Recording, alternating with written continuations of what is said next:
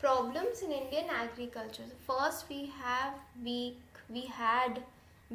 land reforms. तो idea अच्छा था लैंड रिफॉर्म का, बट इम्प्लीमेंटेशन पुअर था. Then we have weak marketing and storage. तो post harvest infrastructure is weak. Then we have third point as monsoon dependence. अब changing pattern हो रहे हैं मानसून के ड्यू टू क्लाइमेट चेंज, तो वो एक बड़ा इशू है. तो वी कैन कोट है इसकी 49% of net sown area is rain fade, कि मतलब वो बारिश के इंतज़ार में रहता है, उसके प्रॉपर नेटवर्क नहीं है फॉर इरीगेशन मीन्स. फिर fourth point we can write कि environmentally unsustainable. It is unsustainable. How? क्योंकि सॉइल का डिग्रेडेशन हो रहा है, ज़्यादा फर्टिलाइजर्स वगैरह लगा के, केमिकल फर्टिलाइजर्स, एंड वाटर में वाटर लॉगिंग है, फिर इरिगेशन टेक्निक्स गलत है, तो वो सब एक प्रॉब्लम हो रही है. फिफ्थ पॉइंट में we can write disguised unemployment भी देखने को मिलती है यहाँ, राइट.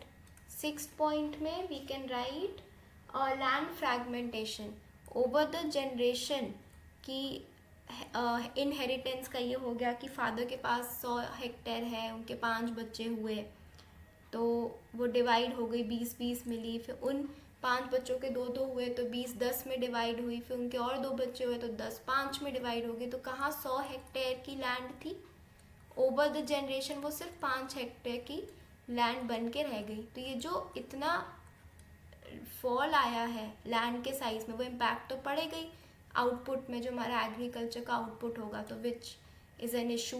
देन सेवेंथ पॉइंट में वी कैन राइट कि रीजनल डिस्पैरिटी है.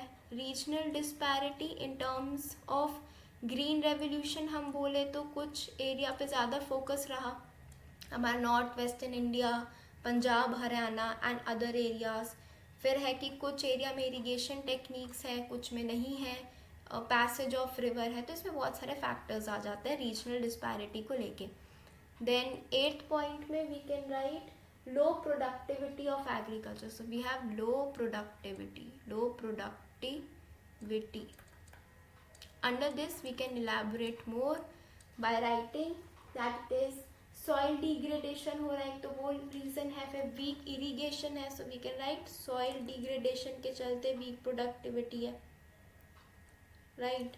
देन हमारा है कि weak irrigation services. So weak irrigation services है.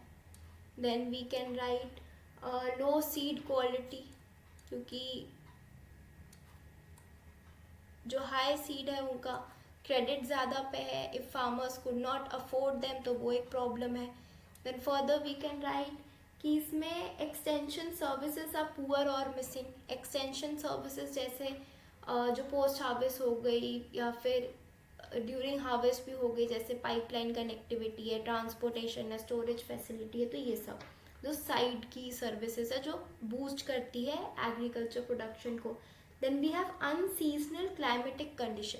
सो climatic condition as I already mention ऊपर मानसून में, कि अनसीजनल क्लाइमेट, अनसीजनल कुछ हो जाए तो Indian farmers are not prepared for it, and this is happening, क्योंकि इसका रिलेशन हो गया हमारा क्लाइमेट चेंज से.